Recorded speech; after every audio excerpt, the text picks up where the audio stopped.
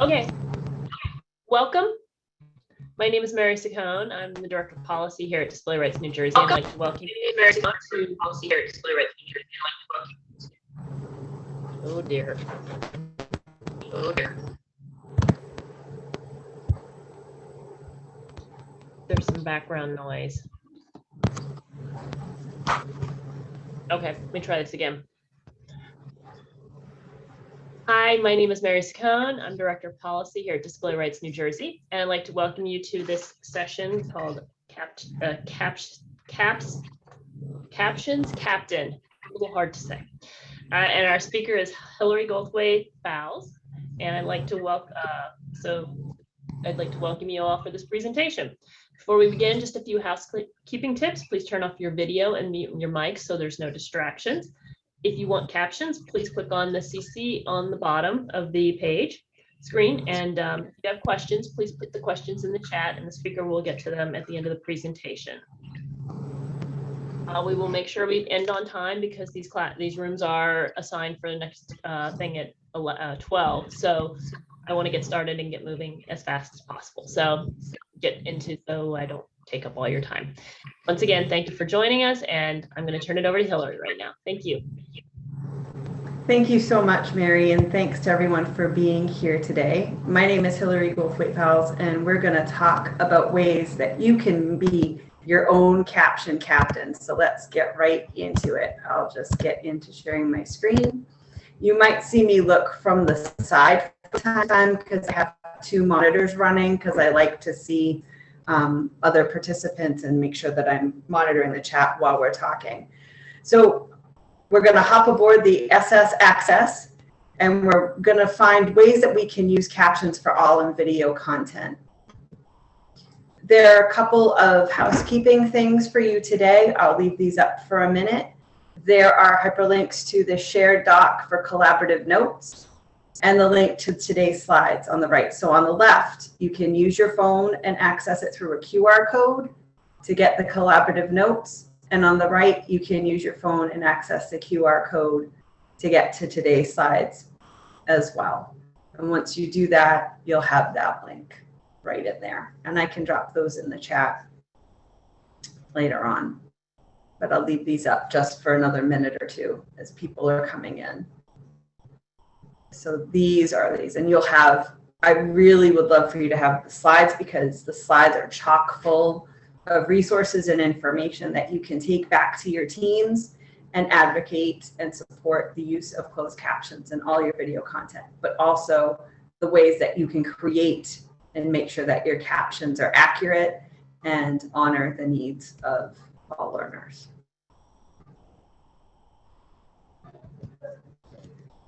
So again, I want to welcome you to our session today. I am so glad that you're here on this lovely Friday. My name again is Hillary Goldthwait Fowles, and I'm an accessibility accomplice. I firmly believe that accessibility is a human right, and we must listen to the disability community in ways to make our materials, our methods, our assessments, and all of our lived experiences more accessible from a place of it's the right thing to do. I'm an assistive technology specialist in the state of Maine. I am currently in my 12th year as the district's assistive technology specialist for Regional School Unit 21, which serves the communities of Kennebunkport, and Arundel, Maine. And that is in the southern part of the state near the coast. And I'm very grateful that I live where I do and be surrounded around such beauty every day. I'm also an inclusive learning consultant, so I talk to schools and different bodies, whether it's organizations or colleges, about different inclusive learning principles and ways to make your content more accessible using assistive technology. I love to write. I love to go to the beach. I love to ride on the motorcycle with my husband, and I really love to laugh. So once you get to know me, you'll learn that pretty quick. I also teach in the higher ed space in courses in assistive technology, universal design for learning, and special education curriculum. And I do that for 2 different schools. And you can also find me on Twitter. That's where I do the body of my professional learning and my professional work is on Twitter. And my handle is Hillary_ATP. And you'll see that throughout the presentation. So feel free to follow, tag, start a conversation or whatever. I like to post about different equity initiatives, universal design for learning, different assistive technology tips and tricks, mindfulness, and education, K-12 and higher ed in general, and ways to make the system work better for every learner. Our goal for today is to empower you all to become your own caption captain in making your video content accessible for all of your learners. So I see somebody missed the QR code, so let me go back for just a second. Hopefully this will work now, and you can grab that QR code right there, just in case.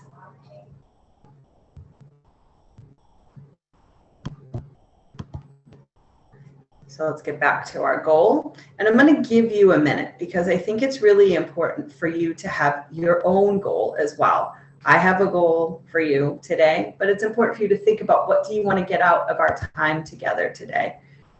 So I'm just going to give you a couple seconds just to think or put in the chat, what is a goal for you? And we'll just keep going from there.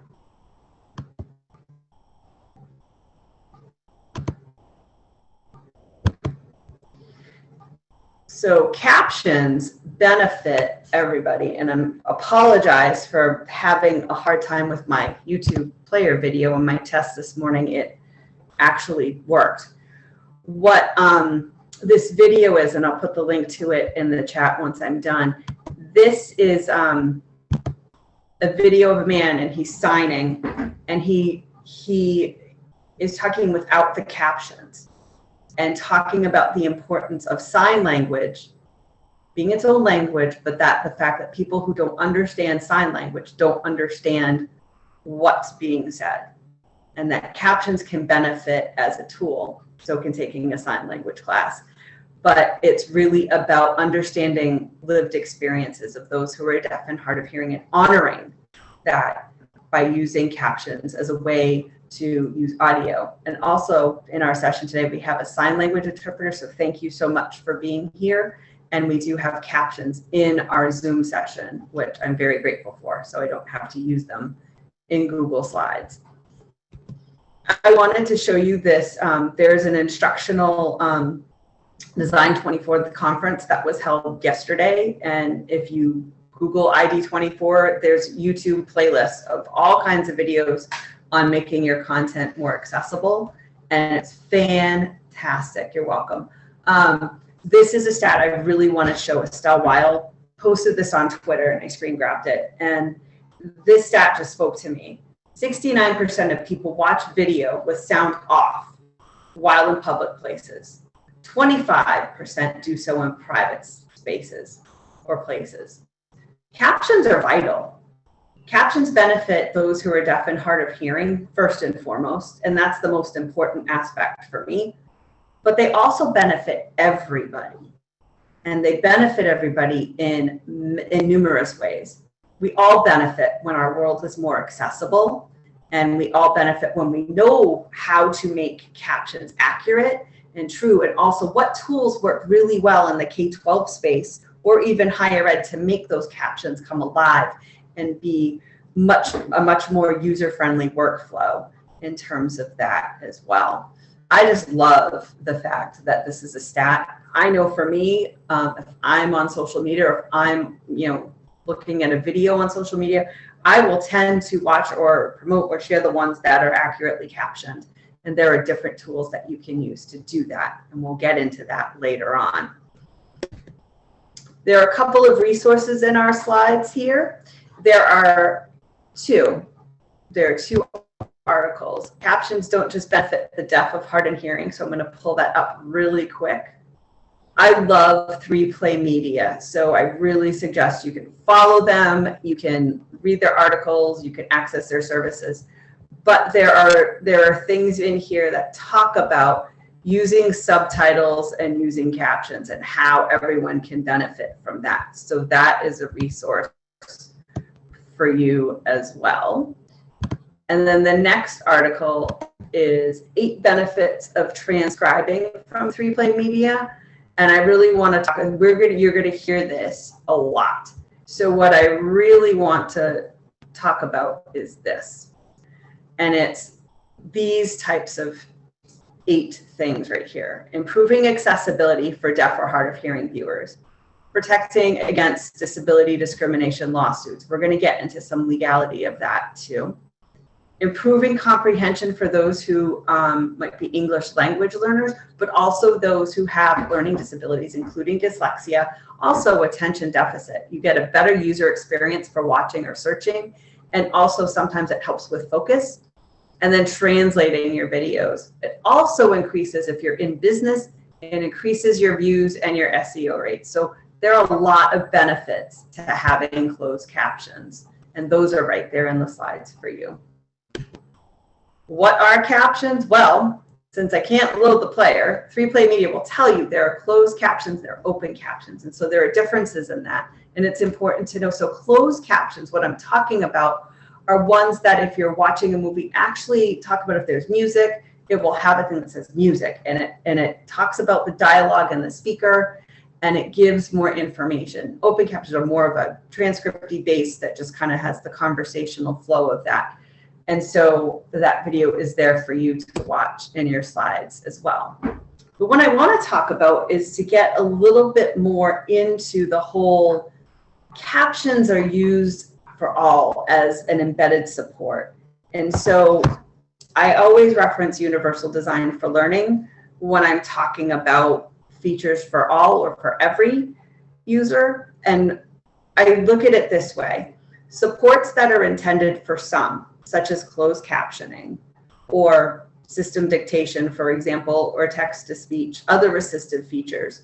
But in this case, we're talking about closed captioning. So closed captioning, when they're used for everybody, really serves to honor those that need that support, because it's just there. We're not asking. It's just there because we're honoring. We're creating a sense of belonging. We're creating a sense of you matter. Having a sign language interpreter, that's creating a sense of belonging, a sense that you matter in this space. We want you in this space. This space is yours. And we're going to make sure that you have that access that you need based on what you're telling us, not on what I'm trying to impose on you. But if we have audio content, we don't have an interpreter available, we use closed captioning. Think about our TVs with the Federal Communication System and the FCC. There's legal guidance around using closed captions and how that needs to look on televisions. Well, that same logic applies to the internet. And that same practice is really what is best practice. So when we make that a feature for all with universal design for learning, we look at the UDL guidelines, and you can go to www.cast.org or just Google UDL guidelines, but I have hyperlinked them in this slide for you. And they provide specific guidance around using this video content. Because as I've said in the previous slide, videos engage the learners. They provide options and choices to access, engage, and express understanding. And that's really important. There is a checkpoint in particular, and it's offering alternatives for auditory information. So here's what you need to know. When you ensure that your video content has closed captions first, not after, you're honoring those who are deaf and hard of hearing.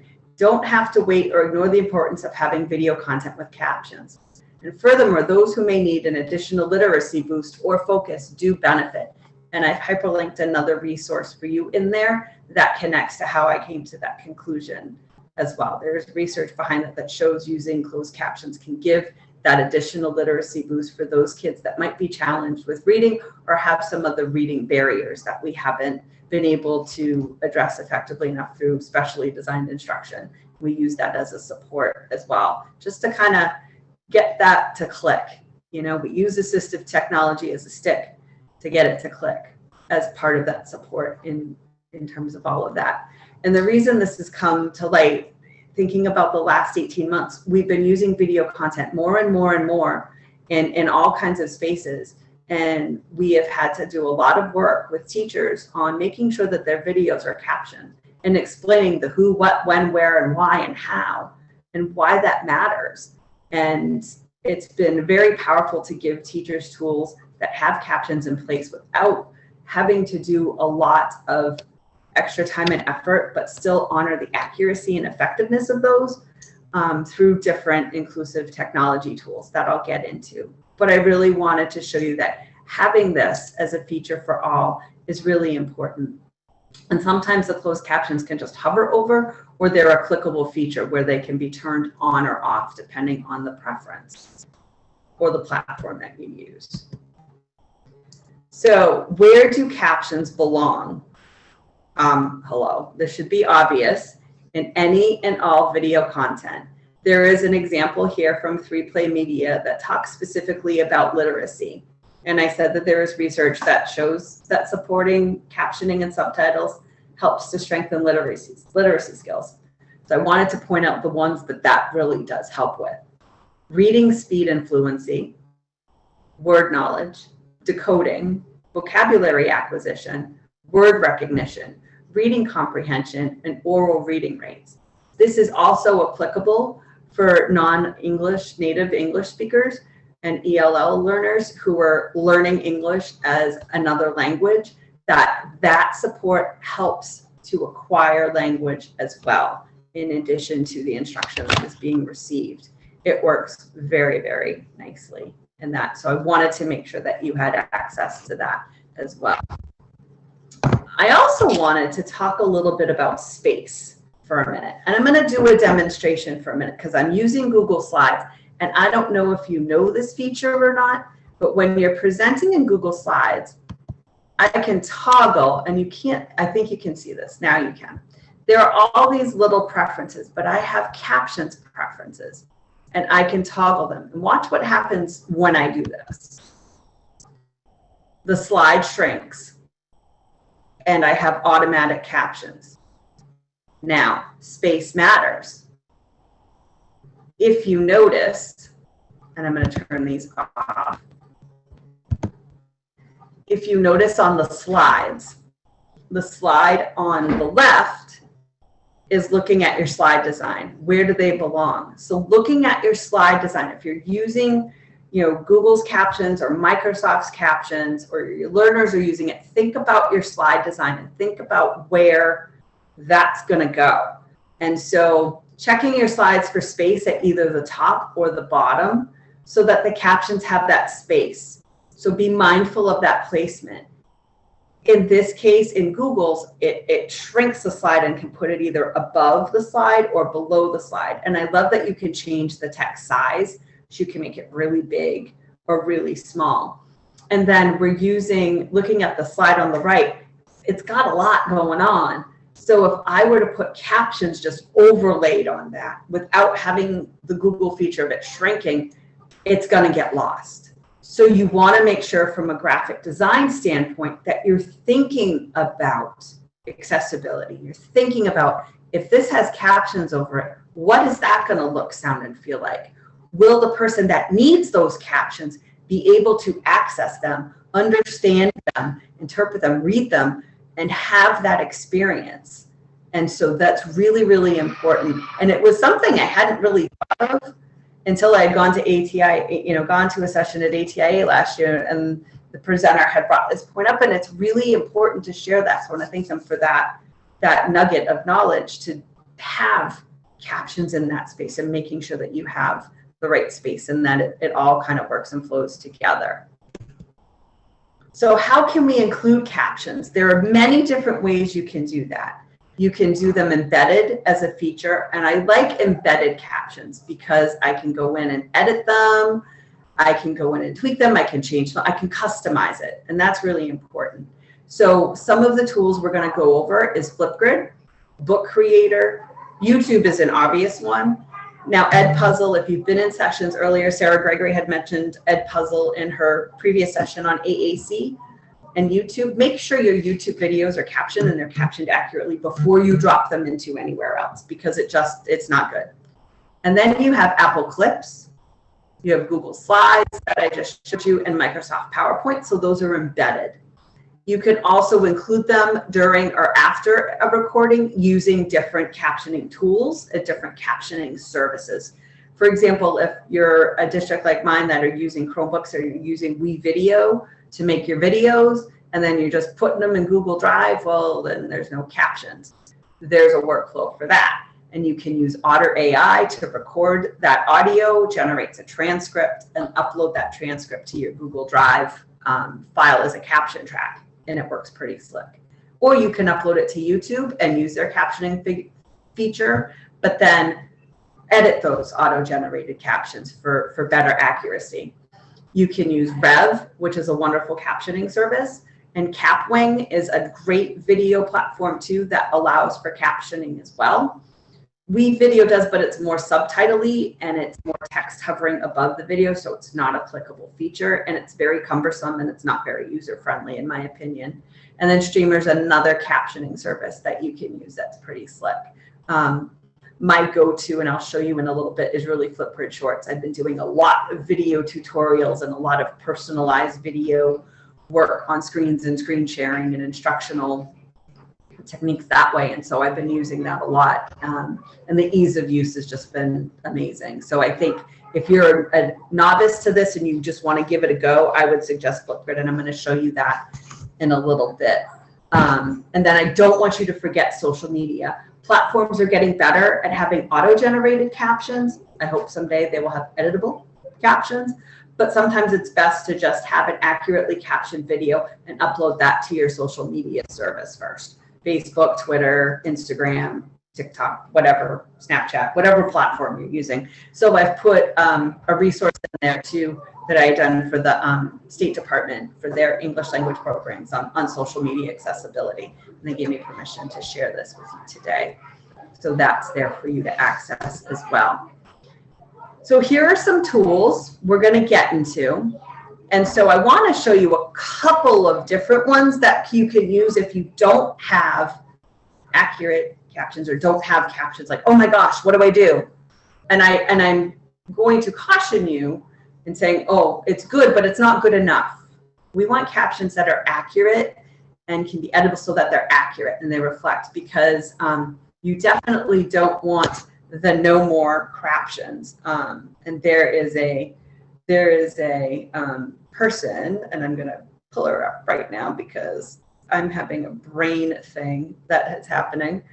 And that no more craptions is really awesome. It's a hashtag that happened years ago. It's Ricky Pointer, and she is a deaf advocate, and she talks about this, why the automatic captions are so problematic, because they're pretty crappy. So no more craptions. It's gotten better in the last few years, but it's not perfect, and we really want it to be better. So there are some tools that we're going to get into in the next few minutes, but I'm going to show you this one first, which is it's Web Captioner. Basically, it's an open dialog box for captioning. So let's see what this looks like. So I'm just at Web Captioner here, and it is a free thing, and I'm going to show you what the demo looks like. When the show debuted, episodes were 30 minutes in length. 3 pricing games were played, and the 2 contestants with the highest total winnings played for the showcases. First known as The New Price is Right, it reverted to the original and current title in June 1973. The current hour-long format debuted on November 3rd, 1975, with 6 pricing games per episode. A new feature, the Showcase Showdown, was introduced at this time and has remained in use ever since. The 3 contestants who make their way on stage in each half of the show spin a large wheel, which is labeled with money amounts from 5 cents to $1 in 5-cent increments. The contestants spin the wheel once and then optionally a second time, and the contestant with the total score closest to $1 without going over is brought back to compete for the showcases at the end of the show. Any contestant who scores exactly $1 either on the first spin or as a total from 2 spins wins an extra $1,000 and gets a bonus spin. On the bonus spin, the contestant can win additional money if the wheel lands on one of 2 specially colored green sections, 5 cents or 15 cents, or the $1 space. When the show debuted, episodes were 30 minutes in length. 3 pricing games were played, and the 2 contestants with the highest total winnings played for the showcases. First known as The New Price is Right, it reverted to the original and current title in June 1973. The current hour-long format debuted on November 3rd, 1975, with 6 pricing games per episode. A new feature, the Showcase Showdown, was introduced at this Isn't that just the coolest thing ever? Plus it was The Price is Right, and I love that show. So if I want to start captioning, I literally just click on Start Captioning. And you'll see there's a microphone, and I have some settings. So I have options to sign in. I have options to change some settings, save the transcript, clear the transcript, have a new captioning window. But all I have to do is click Start Captioning. And now the captions are showing up. And it shows too that I have good volume, or if I'm too loud, or if I'm too close. So this is a really good tool to use.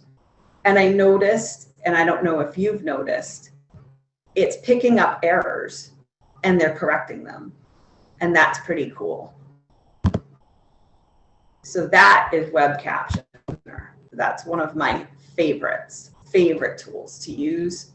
If I'm using that, if I'm in a morning meeting, say, and I need to have the captions up, I'll put Web Captioner up and have that running, and it's worked really well for some families that we have that require that kind of support. That they love it. I think it's really, really cool. The other one I want to show you is if you have an iPhone, one of my favorites is Apple Clips. And so Apple Clips is a free app that's on the App Store. And you can get it on iPhone or iPad. Now on the surface, it looks really fun, right? You can make things look funky. You can add all these cool filters. But what's really cool is that you have the ability to have captions. So it will, and you have the ability to have these options for captions, and they're editable. So it looks kind of like a speech bubble, and then it shows the text like over it. And I like the ones where the words highlight, kind of like Follow the Bouncing Ball. I don't know if any of you are children of the 70s or 80s like myself. There was a show called Casper the Friendly Ghost, and they used to have this section of musical interludes, and they would say, follow the bouncing ball, and they would play the song. Well, the song lyrics would appear, and there would literally be this little ping pong that would follow with every sound. And we'll talk about a literacy boost because it's kind of like early text to speech. You've got something that marks where that word is to mark where you're at and helps you to track. Well, this Clips kind of does the same thing where the words are highlighted. So it allows that tracking, highlights the word that's being said. So you can record yourself, but then after you can go in and edit those captions. And then you can import that file to any service that you're using. And it's just really simple and easy to use. And I find that if I have to make a video and say post it on social media, or if it's just me and I need to, put it to someone on a mobile device or send it to, I'll use that feature. And that's pretty cool. So that is Apple Clips. YouTube is great, but it can be a little bit cumbersome. The other thing I love to show you is Otter Ai. Now, Otter Ai isn't captioning, but you can use Otter Ai to make a transcript. And you can then export that transcript out to use as your captioning file. Because what Otter Ai does is it gives you timings and it gives you all of the support. So Otter Ai is free, but there is a paid service. So I'm just going to log in using my account, and you can continue with Google, Microsoft, or Apple. So I'll find my 9,000 Google accounts that I have because I wear many, many hats. And they want to see your contacts and count. And I like that because I like it when it syncs to my calendar, because I could use it as a transcript for a meeting. I could use it as a transcript for today. Zoom uses it. My Zoom does that. And so I can easily just start recording by just clicking here, and I can connect it to my calendar or just a plain new recording. So now I can talk, and it's literally going to take my voice and process it into text. Give it a minute to render, it will save, and it will tell me when it's ready, because then I can edit this note. And that's very, very cool. Excuse me for a minute. I'm going to take a drink here. My voice was getting a little scratchy. So it's processing right now, and I can go back and edit it after the fact. I love that tool to have. Capwing is another tool that's very cool. And I can show you that really, really quick. Oh, look, my note is ready. Pretty cool, Otter Ai. So I can go back if I want to, and I can go to my note. And it can identify speakers. So I have me, and I can edit this if I want to when it's done. And then when I'm done, I can move it, I can delete it, but I can also export this out. But I'm actually gonna do, that's still processing. It said it was ready, but lied. Capwing's a good one too. Capwing will allow you to edit videos, but I like their captions because it does do auto captions, and that I like as well. So there's a whole process. Hundreds of free resources, creating perfect. So they've got good accessibility articles in here, different ways that you can use this as well. They have free and they have paid options as well. So I'll show you my favorite, which is Flipgrid. This is Flipgrid Shorts. So get ready. Hey everyone, I just wanted to show you something awesome in Flipgrid that I love. It's called Flipgrid Shorts. So I'm on my landing page for Flipgrid, and if you haven't set up an account, it's really easy to do. All you need to do is either sign up or just log in with your Google account, which I've already done. When I go to my shorts, I'll show you after. This is your login. So let's back up. Make sure you're signing in with Google with your RSU21 account. Once you've signed up, if you notice in the top menu, there are all of these options. You have your discussion, which you can share with your students, some discovery of topics that you can use with your students, some activities, some mixtapes, but what I want to show you today is shorts. Shorts is a great way to do 10-minute videos that you can record your screen or record yourself. Why do I love this so much? Very easy to use, and the built-in accessibility features are amazing. So having that closed captioning in your videos is required by law. And if you have students with disabilities that are deaf and hard of hearing, we need to make sure that our videos are captioned. This is a great tool to do that because they're burnt right in and they're editable. So I can go to my shorts, and if you notice, I have a couple of shorts already, but I just go right in here and I just click on record a short. It's as simple as that. And when I'm done, it will render itself. And it will show right here, and I can edit the title, and I can do all kinds of awesome things with these shorts. And that's amazing. So the long and short of it is, I'd love for you to use shorts as either an option to do screencasting, screen recording, or just introductory videos for your learners, and I'd love to hear how it's going. So this is a great tech tip, Flipgrid Shorts.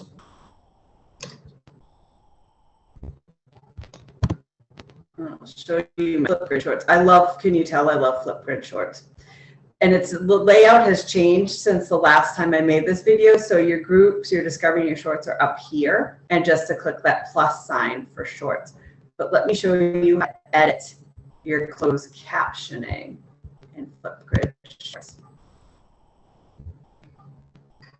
Hey everyone, so I wanted to show a follow-up video to the introduction.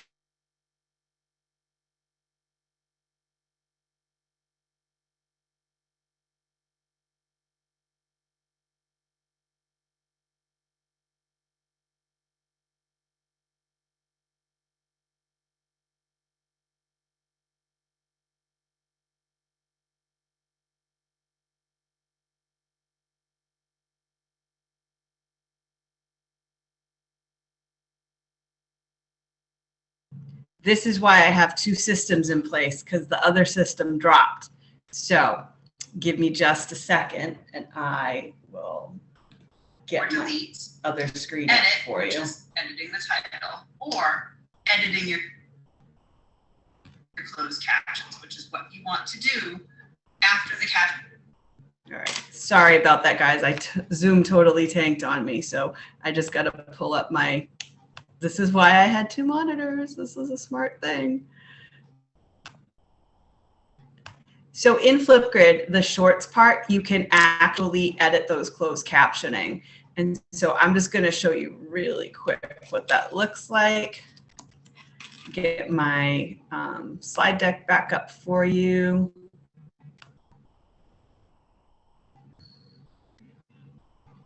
And then we'll get right back into it. So thank you for being flexible.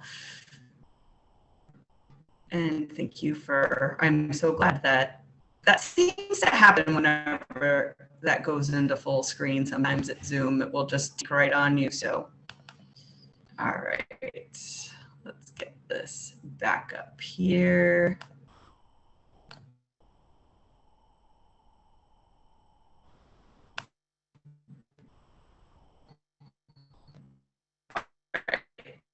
Now we're back.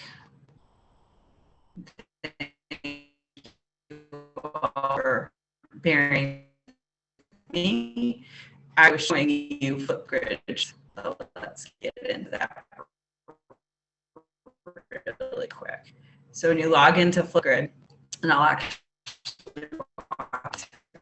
time with your Microsoft or Google accounts, free for teachers, and students love making videos. And I think I clicked on the wrong account. Yep, I did. So try that then. This is why. Let's just go back to our slides.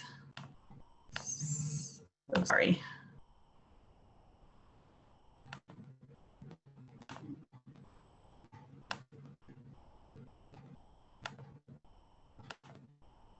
Okay, here we go.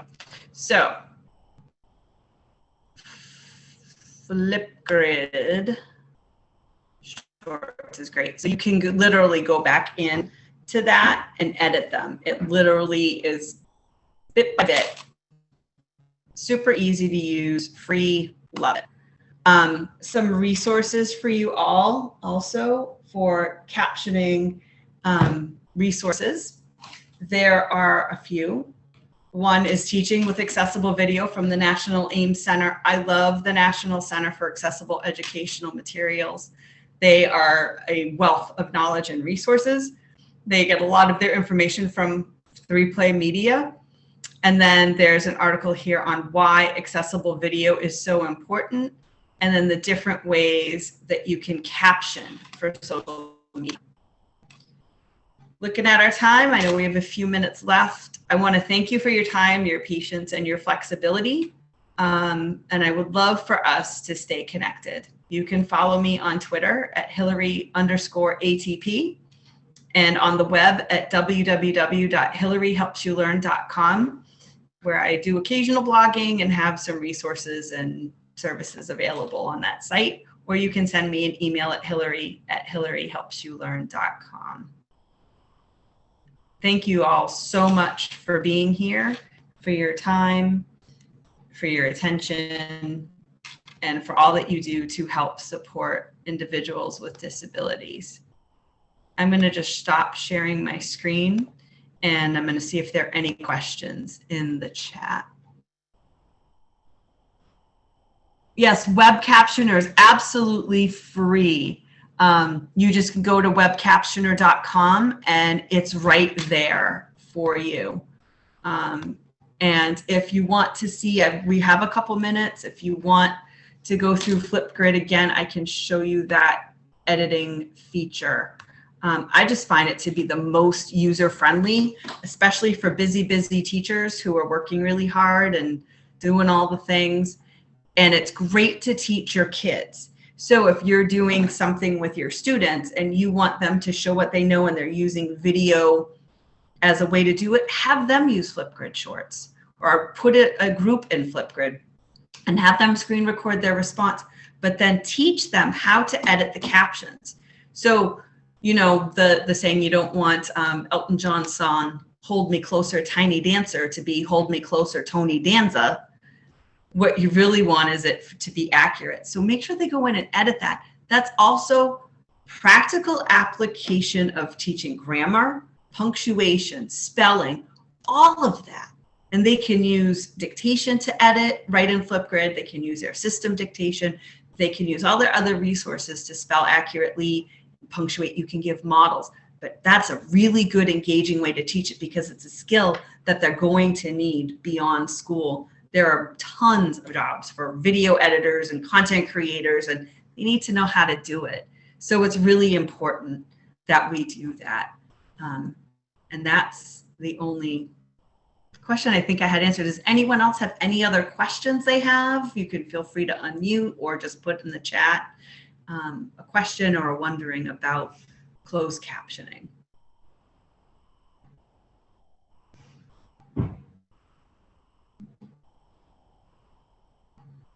I don't think there's anybody left, Mary, for questions. So I think in the interest of time, we'll. Yes, I see. But it doesn't look like there's any more questions. So I'd like to thank you again for speaking. I thought it was very informative. Oh, someone just asked a question. Oh, that is a good question. Yes, you can. Microsoft PowerPoint has captioning in different languages, and YouTube might have different settings with captioning in different languages. But yes, depending on that. If you have more specific questions, Elizabeth, feel free to reach out either through Twitter or email, and I can guide you to some more specific resources on what that workflow might be and what that might look like. Okay, you're very welcome. I love that PowerPoint's becoming like the UN, where everyone's got their headset and it's translating into a different language. It's fascinating to me. I need to play more with it. But yes, if you want another resource, please don't hesitate to reach out. It can help you out with that. Okay, well, we're about at the end of our time. Thank you very much. It was very informative. I really appreciate you speaking here today. So thank you very much for having me and for everybody's time. I really appreciate it. And thank you to our interpreter for our phenomenal interpretive sign language services. Thank you.